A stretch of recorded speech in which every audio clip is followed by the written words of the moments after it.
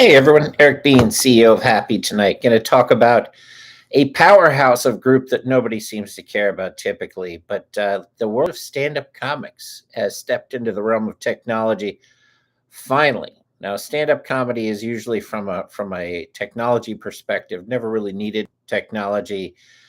At least they didn't think so. They were sort of like the IBM people of way back before the internet.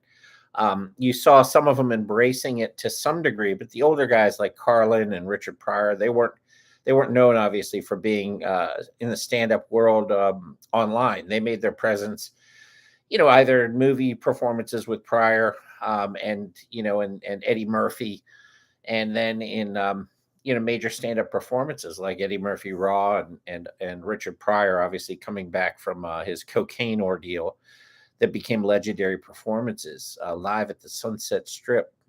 So that's changed a lot, and you're starting to see a new generation of comedians that have changed the way the game is played. And Joe Rogan was one of the first to change the way the game is played.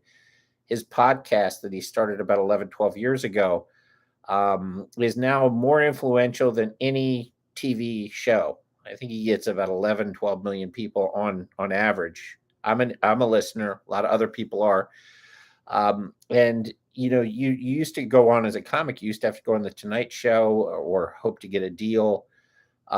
That's changed. Also, it doesn't work that way now. If you have a special, you may release it with a streamer, or you may do what Andrew Schultz just did and take it back from the streamer and release it himself.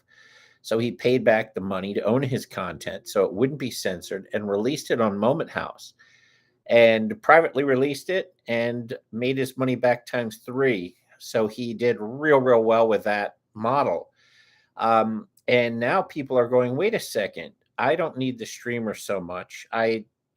Post my little clips up on Instagram, but this is why Happy's coming involved is I see us as a perfect vertical niche for a underrepresented group that really doesn't have a technology platform built for them. So Moment House just was a distribution engine, took a piece of the cut, sold the tickets, and then just put up the video. It's really not that complex. They got a link. You could view it. You can always go back to it, at least in theory. Happy does all that, but a lot more. So Happy also has the communication pieces to it where you can BCC people or communicate in mass with everybody at once in a real-time chat. So if you have millions of people, rather than going to Instagram and hoping that the censors don't shut you down, you can have a direct consumer piece. And actually, I was listening to Louis C.K. on the Schultz podcast talking about the biggest key to his success was cutting out Ticketmaster and starting to gather his own data. Once he got his own email addresses and his own data, he could communicate directly with his fan base. Well, what's happening now with email is ICANN has been outsourced out of the country. Email filters are getting tighter and tighter, and you can easily cross that line and get basically shut down on your email, where all of your email goes into spam automatically. With Happy, that can't happen. There's no ICANN. Text was my previous world. Text has now been taken over by 10DLC, which is the same type of thing. You have to register, and they can shut you down. So you could be shut down as a comic or as a person who creates art on Instagram, Facebook, 10DLC through text and through email. I mean, if they can shut down the former president of the United States, they can shut down you, if they want to. And censorship's getting worse and worse. So it's definitely something to keep in mind. But more than that, there's subscription channels in there, so you can do VIP access for exclusive content. You can also NFT your content and actually sell your content to people. So in the case of Schultz, he released his special, and people were able to actually buy his special so that they have access to it streaming. He could have released that special as an NFT and said, I want to offer 1 million people for $15 a piece the ability to own 50% of my special. So therefore valuing his work at $30 million. And everyone buys a piece of that special, like a piece of art, like a piece of stock, but not officially. And as that special goes, people actually proportionately to how much they own, they can actually recoup some of the money back. So even though it's a $30 million aspect, I mean, technically, people could trade shares of that special infinitely. He might not need 30 million, might need just a million. I mean, sorry, he might not need a $30 million valuation. He might just need 100,000 tickets that are NFTs that people buy. And after they've seen the special a couple times, maybe they want to sell it. So it's a limited release, which is what he seemed to have wanted. He found out people had more demand after the fact and wanted to continue to buy. So rather than going back and saying, hey, I'm going to re-release this, even though I said it was a limited release, he could have just let the NFTs run. And people that missed the release that heard it was awesome, that wanted to watch it, could have paid, instead of paying $15, they could have bought that share of the NFT from a seller who's already seen the special for $30. So the people that bought the original version can actually monetize it. Andrew would also be getting a percentage of that cut. And now he's basically taken over what the TV executives would have as far as perpetuity of his content. So his content sold into perpetuity, and he's getting paid through smart contracts as an NFT from here till whenever.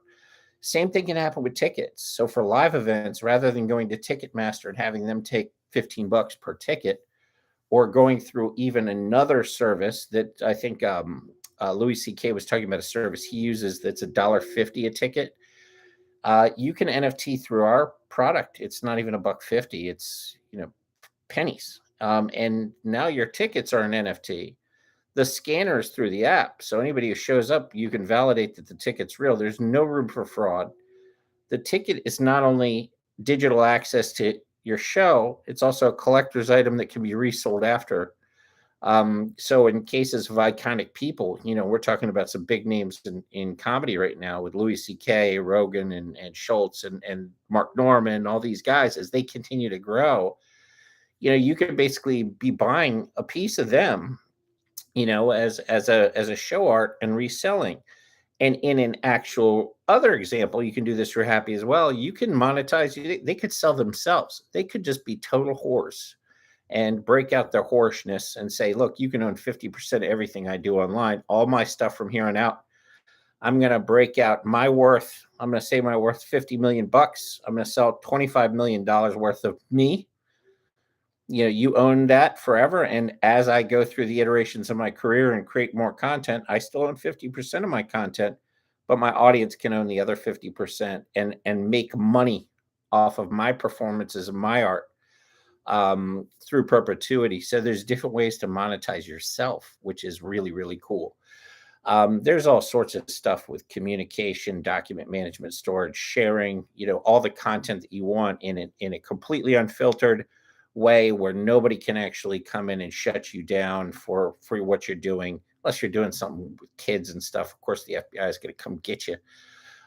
So you didn't, at least they should, I would hope. But all that sort of stuff can be done through HapPhi. So, as we put this thing together, it's really a replacement for Moment House, Ticketmaster, all that other stuff. But really, all it is a way for artists to be able to monetize their work in a lot of different ways, from subscriptions to NFTs to acting as their own agents to ticket sales, and every other thing can just be directed through to content distribution. So right now, when you distribute your content, let's say you put up a video, there's so much shit online. You could put up a really funny bit. Yeah, I think it's about 9% of your stuff will get 9% of your audience that's online will see it, get a chance to respond to it. A lot of people will miss it. Somewhere up to 13% is on the high ends that I've seen from the studies. With our platform, you're going to be messaging people directly your content. Your view rate is going to be astronomically higher.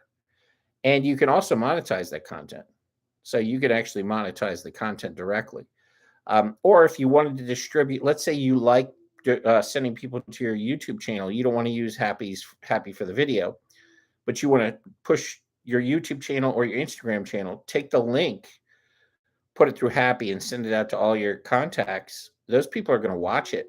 They're going to watch it, and you're going to drive so much direct traffic.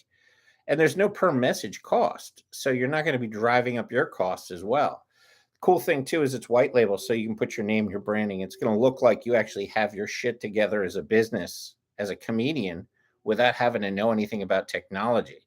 So you can focus on jokes. You can focus on doing other things. You can actually store through your channel all the notes for your comedy acts in a private channel. So I've got a channel that I use for inventions, and then I've got a channel I use for comedic notes, and then I've got a channel that I use for business notes, funny stuff, business notes, all the different requirements and things I want to build for Happy. Same thing you can do. You can do the voice to text, etc. But it's your server. It's actually a micro server. So instead of a cloud where you're sharing the cloud with millions of other people, it's actually your own instance. So it's your own server to be able to hold your data in a way. If you lose your computer, lose your phone, it's in the cloud. You can always get it back. All you need is your username and password, and your two-factor authentication, your 2FA, as they say in the business. So there's a lot of cool stuff we're doing for comics, and I'm excited to show you guys. The website is coming along nicely. Tomorrow I'll give you an update on the product. There's been a lot of new development on the product, but tonight I wanted to reach out to the comics and say, hey, I got something cool coming for you all, and I'm excited to release it. I think it's going to be a game changer. I know it's a small niche. Nobody builds a technology product that says this is for comedians, but for me, the world of comics and comedians is one that's underappreciated, underutilized, and I think with the advent of some of these newer, younger, technology savvy, people that are coming up, these artists that are emerging, there's some real room here to be able to tie in and take some careers and help blow them up, make comics a lot of money that they weren't able to make previously in ways that they've never even thought of before. So everybody, God bless. You can hear in the background a little Skinner going on, which is the perfect energy for this. I hope everyone has a great night. We'll be back tomorrow for more. Bye.